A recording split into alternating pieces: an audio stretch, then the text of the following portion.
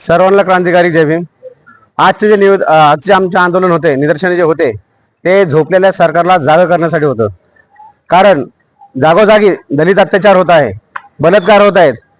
पाठीमागच्या वेळेस परभणीला जो हत्याकांड झाला सोमनाथ सूर्यवंशी, त्याच्याबद्दल सरकार झोपलेलं आहे। त्याच्यावर अजूनपर्यंत त्यांनी न्याय दिलेला नाही।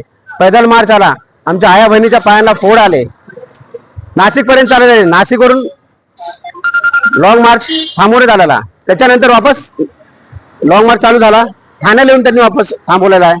त्याच्यानंतर लॉंग मार्च एकही मागणी अजून मान्य केली नाही आणि खोटे आश्वासन देऊन लॉंग मार्चला परत पाठवलेला आहे। दुसरी गोष्ट, संतोष देशमुख यांच्यावर क्रूरपणे त्यांनी हत्या केलेली आहे, अजूनपर्यंत त्यांना न्याय मिळाला नाही। जागोजागी आंदोलन चालू, पूर्ण भारतामध्ये आंदोलन चालू आहे, तरी देखील हे झोपलेलं सरकार अजूनपर्यंत जागा होत नाही। त्याकरिता आम्ही आंदोलन घेतलेली आहेत आणि आजचं जे आंदोलन आहे भाई चंद्रशेखर आझाद यांच्यावर जागोजागी हल्ले होत आहेत। कारण हे मनुवादी सरकार जे आहे चंद्रशेखर भाईला घाबरत आहे, कारण त्यांना माहित आहे जर चंद्रशेखर भाई अजून सीएम जर झाले, सीएम जर पीएम होणार, त्यांना चांगलं माहित आहे। त्याच्यामुळे चंद्रशेखर भाईवर वारंवार हमले करत आहेत आणि त्यांना दाबवण्याचा प्रयत्न करत आहेत। म्हणून आम्ही मोदी सरकारचा जाहीरपणे निषेध करत आहेत आणि जर चंद्रशेखर भाईला Z+ सुरक्षा देण्यात आली नाही तर हे आंदोलन प्रत्येक एरिया वाईज पूर्ण भारतामध्ये भारत पेटून देऊ आम्ही, असे आम्ही आंदोलन करू। जय भीम, जय श्रीराम। जय भीम, जय भीम। आज संपूर्ण भारतामध्ये भीम आर्मीच्या माध्यमातून आंदोलन चालू आहे। भीम आर्मी संस्थापक ॲडव्होकेट खासदार चंद्रशेखर आझादजी यांच्यावरती वारंवार हल्ले होत आहेत।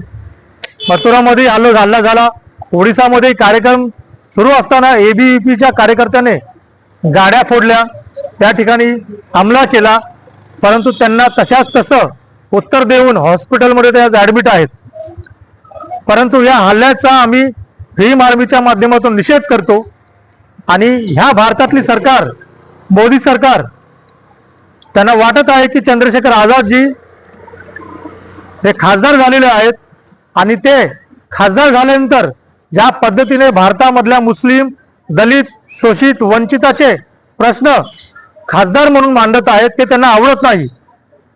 म्हणून बाहेर, संसदेच्या बाहेर त्यांना कसं थांबवायचं, त्यांना कसं बोलू द्यायचं नाही, त्यांचे कार्यक्रम न झाले पाहिजे म्हणून त्या ठिकाणी हे हल्ला करत आहेत, कार्यक्रम थांबवण्याचा प्रयत्न करत आहे।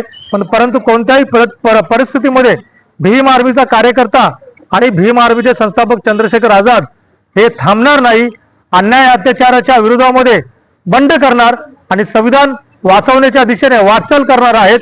त्याच्यामुळे आम्ही या केंद्र सरकारचा निषेध करतो आणि या केंद्र सरकारने संविधानाच्या अधिकारानुसार चंद्रशेखर आझाद भाई यांना Z+ सुरक्षा दिली पाहिजे, ही आम्ही मागणी करत आहोत।